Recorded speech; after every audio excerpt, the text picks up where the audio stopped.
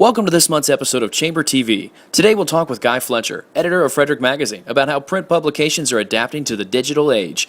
David Gersick, the Hood College advisor for the Enactus Intercollegiate Competition in Business and Ethics, will explain the importance of establishing and maintaining ethical practices within the workplace. Our third season continues with episode 28, hosted by Lauren Hagan and Jon-Mikel Bailey.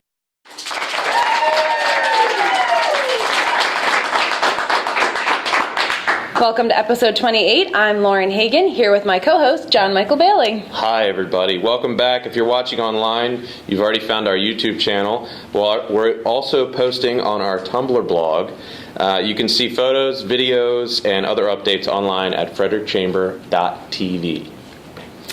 Let's talk Positively Frederick. Let's. Our community blog, Positively Frederick, is a place where people can share stories about positive things that have happened to them in Frederick County, business, personal, whatever. Yep, and this month's story comes from us from the Tourism Council of Frederick. On Monday the 11th, CNN's website travel section featured Frederick as one of the America's Best Small Town Comebacks. Michelle Kirshner, who I just saw about 10 minutes ago, from the Tourism Council of Frederick County, explained that this honor is both great for the community as well as for tourism. And Michelle added that a man from Virginia called after seeing Frederick included on the list and that he was inspired to come visit. He requested a travel packet so he could plan his trip to our very own historic Frederick. You can read the full story from CNN on the Chamber TV blog. Go to positivelyfrederick.org or really anywhere on Facebook because it's been all everywhere. It's been a big deal. I'm very proud of Frederick, yes. right? Little Frederick. It's little Frederick growing up. Look at that. Big time. All right, well, it is time now for our Frederick factoid for those of you who like to impress your friends at networking events with local trivia. Music is, March is Music in Our Schools Month, which obviously is very important to me. I can't even say it. And Frederick has a unique history with music as well as musical education. Well, first of all, for starters, we have our very own oh-so-famous Jon-Mikel Bailey is a musician in the area.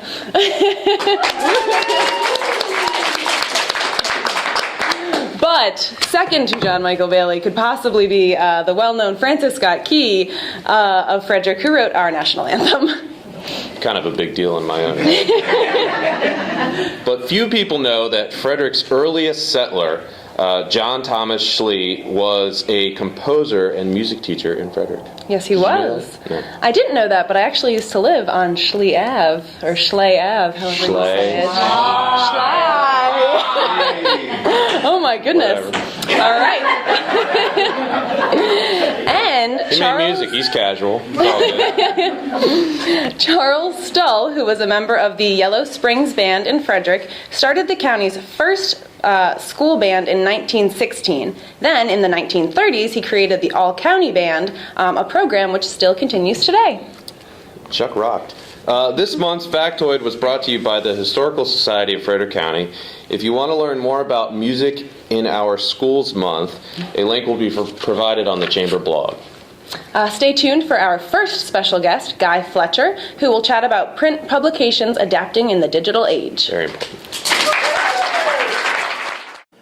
Thank you for tuning in to episode 28 of Chamber TV. Refreshments for our live studio audience were provided by Glory Days Grill.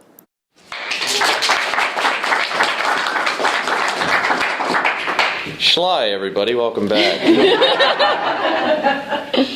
Our first guest is Guy Fletcher, the editor-in-chief of Frederick Magazine, the largest full-color monthly magazine in mid-Maryland. Tens of thousands of people read this monthly magazine with about 5,000 subscriptions and several thousand purchases at newsstands each month. However, times are changing with technology, so we've invited Guy here to talk with us about publications and how they can adapt to survive and thrive. So please join me in welcoming Guy. Everybody in. Thank you. All right. Well, thanks for joining us, Guy. The world is becoming more digital every day. As we know, devices are everywhere. So the shape of media is obviously changing. Mm-hmm. What are a few ways that Frederick Magazine is developing an online or digital presence? Sure. I think the obvious way everyone always thinks about is your website, and we absolutely, have our web presence, which does multiple things. But, allows us to market the magazine, allows people to get subscriptions online. We put some content and photos up as well. That's a presence that we're going to maintain. In fact, we're in the process now of looking at ways we're going to enhance that over the next year or so as well. The other side of that I think is actually growing so fast it's almost overwhelming your web presence is your social media presence, and our Facebook page has become in many ways the primary portal for readers and non-readers alike to learn about the magazine. Okay. If other than the actual magazine itself. Great. You already started to touch on our next question, which is what are some ways that you're using social media to your advantage at Frederick Magazine? Well, I think the best way is it allows us to have a conversation with our readers and non-readers too. People can go on our Facebook page. They can see stories, links, photos, whatever, and then they can comment and tell us input on things we've done well, things we haven't done well. They've also used the social media page to Facebook to give us story ideas, tell us things they think we should cover more of. It allows, in many ways, what it allows is a very personal dialogue with our readers. Dialogue on social media. Who knew? What are other types of technologies? What other types of technologies are changing print media, and how can you take advantage of those? Well, it seems like it's exploding daily. Sure. Obviously the e-readers are big now. Everyone's there's a big push in that area. That's certainly something we have to look strongly at. Apps in the Android, iPhone, iPad. These are things we're also looking at right now because the one thing is the target's always moving. What the reader wants, both in print and in digital, seems to be changing constantly.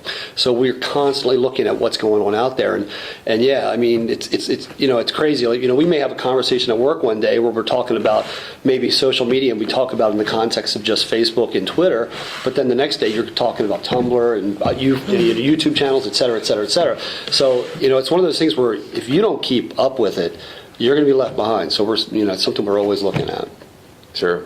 Absolutely. I like that it's always a moving target. That's interesting. Well, with the movement toward a digital age, what do you think the future holds for print publications? It's going to be interesting, and I think each publication, depending on its niche and the people they serve, it's going to be different. I think you're going to see some publications are going to be completely digital. In fact, we've already seen several publications that are now completely digital that used to be in the paper business. I think you're going to see some publications that, because of its readership, is going to remain dominantly print. All we can do is based on what our readership wants. And what our readership wants right now is, I think, a mix of both. We feel that our print product is here to stay. We feel there's a segment of our readership that reads the magazine who likes having that tactile response, that likes having the magazine in their hand. And I think in that regard, we're still always going to have a print product. On the other hand, I think there's a growing demand for enhanced digital options as well. So I think at the end of the day, at least from our perspective, it's going to be sort of a mix. And again, the challenge for us is determining what that proper mix is.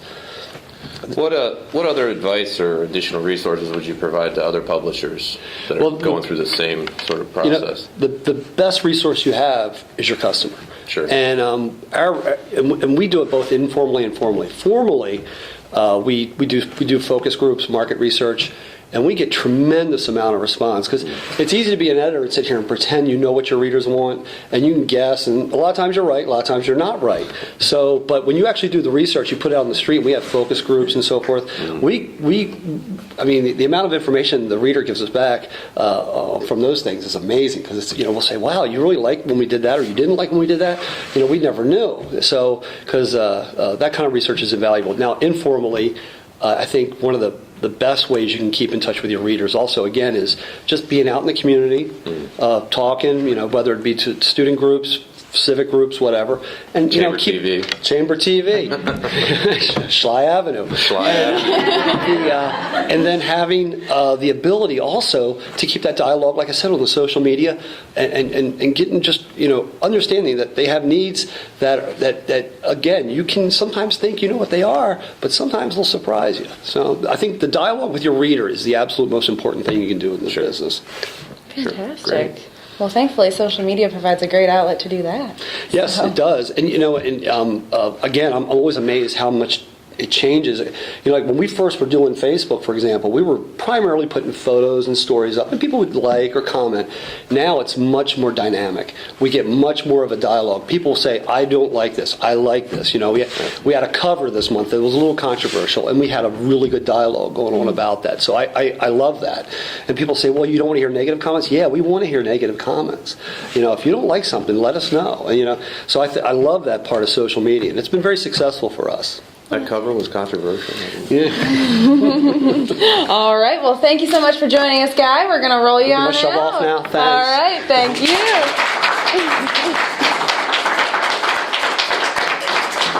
If you would like to find out more about Frederick Magazine and how to adapt your print publication, you can find the links we discussed on the Chamber TV blog.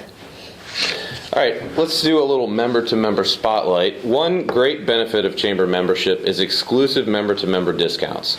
Not only are you saving money, but you're also supporting local businesses. Very important.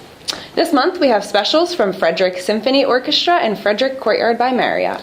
You can get $2 off general admission ticket for a Frederick Symphony Orchestra concert, which is a 10% discount. Save some money while enjoying a great show right here in Frederick. Get your culture on.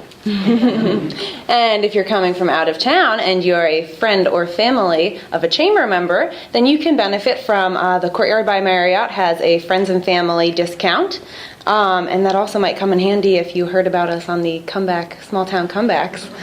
You might be coming to town. So that's for Friday, Saturday, and Sunday nights. Just hordes of people on their way. They're coming to check out our little town. Yep. You can find these discounts and many more on our website. Visit frederickchamber.org and click on the red button, big red button that says member-to-member discounts. Member-to-member coupons. Yes, sir. We'll be right back with our next special guest, David Gerzik.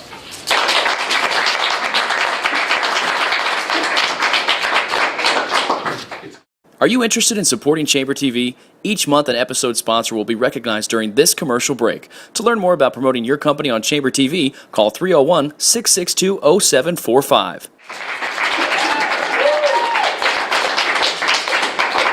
Our next guest is Dr. David Gerzik, Assistant Professor of Management at Hood College. He's here to discuss ethics in honor of Business Ethics Month. That has always been a tough word for me. That's bad. Last week, he served as advisor for the Hood College team at the Enactus Intercollegiate Competition. You are going down for this. In business and ethics. Whoops.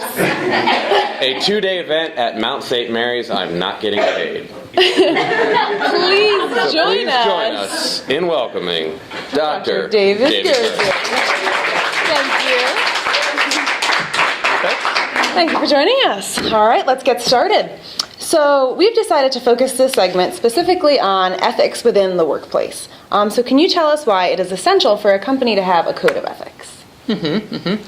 So a code of ethics is really a formal statement by an organization about what it believes its ethics to be. And this can be valuable for a lot of reasons. It can serve as a guide to employees, telling them what acceptable behavior is, talking about some potential consequences for violation of the policy. It can also serve as a statement to investors, to customers, to suppliers about the type of behavior that the company expects of them. Perhaps a bit more, even the creation of a code of ethics actually is quite beneficial. So the act of creating a code of ethics really forces management to think about, what do they believe ethical behavior to be? What do they want the moral stance of their company to be? What do they feel is the appropriate action to take in certain situations? And really crafting that ethics policy really begets a lot of these questions. Sure. I noticed Rick left the room. What are the benefits of employers demonstrating a commitment to ethics in the workplace? I think in the knowledge economy, very few workers have a job that's completely scripted. So they've got a bit of autonomy in their job. They get to make a lot of decisions. And when a company is open in communicating and transparent about their ethics policy, this really serves to enable employees to have a benchmark against which they can make their decisions on, something that's beyond just looking at organizational profits. This gives them kind of a standard by which they can align some of their decisions, some of their thought process. When we hear every day about organizations that they have a short-term profit mindset that seems to blind them of some of the challenges that their employees might face. Really having an ethics policy and having a company that conforms to that and really promotes it helps to nip that type of behavior in the bud. It really empowers the employees. Now, this is not to say that organizations should have a complete focus on moral behavior over profits, right? We know that profits are paramount, and long-term indexes of organizations that have been cited for having very strong ethics policies, over the long run, do showcase higher profits than other organizations. So it is mutually beneficial. Interesting. And let's say that there is a violation of a code of ethics. Do you have any suggestions on how a business might handle a situation like that? Well, of course, it depends on the scope and the severity of the infraction, but when we think about, and no organization is would be unable to prevent, at some point or other, that one bad apple employee. So when we think about what caused that infraction, a lot of times we focus in on that one employee, but really oftentimes we have to think back to the organization, right? Be a bit introspective. Perhaps was there some issue with culture in the workplace, some issue of behavior or allowance of behavior that really fostered or enabled that action to occur. And so the best organizations are the ones that think thoughtfully when those infractions happen, look to create policies so they don't happen again, and critically think about how they might adapt to enable their employees to not act like that in the future. So from reaction to prevention, what are a couple of ways that you would recommend companies, things that they can do to encourage high moral standards in the workplace? Well, aside from having a policy guideline that really specifies some critical actions that they expect employees to handle in the most common of situations, I think what employers can do is they can really just celebrate and reward those employees that act according to their guidelines. Those stories have staying power. They get passed around an organization. Employees can look to those to model their behavior if they encounter similar situations. Sure. That's great. And do you have any specific sources that people might reference if they want a little bit more about best ethical practices in the workplace? Well, when you hear about all the different reports of the most ethical organizations, oftentimes those reports stem back from a survey that's done each year about the world's most ethical organizations. And this is a survey that they poll their members for. Companies are recommended for this. And the result of this are a series of case studies. And each of these case studies, they describe some of the challenges that each of the organizations faced and some of the strategies that they developed to move beyond those. So when you look for best practices, certainly large-scale organizations like that have some. Even local chambers, I think, are a good location to find good models for ethical behavior, as they have ethics guidelines and policies from their member companies that corporations can use as a model for crafting their own standards. Or the chamber itself. Thanks so much for joining us, David. Absolutely. If you want to learn more about the topics discussed here, the links will be provided on the Chamber TV blog. All right. That wraps up episode 28 of Chamber TV. As always, there's a lot going on at the Chamber, so make sure you check the calendar on our website, frederickchamber.org, to see all of our upcoming events. As promised, we've posted links to all the topics we discussed today on our blog at frederickchamber.tv. Thank you for tuning in to our 28th episode. This month's show is made possible by the following volunteers and donors. Sean Morrissey is our announcer. The wonderful, fabulous, and talented Kelly Beach was our producer. There you go. I was our director, so I was hoping John might say that. Kelly Duncan wrote our script and is in big trouble. Michael Cooper was our production assistant. Super Coop, as we like to call him. Catering for our live studio audience was provided by Glory Days. Give them a hand. Nummy. Thank you to everyone who's here with us today, and thank you for tuning in. Join us in the live studio audience when we record our next episode, Friday, April 19th at 1 p.m. Between now and then, we'll see you around town and online at frederickchamber.tv.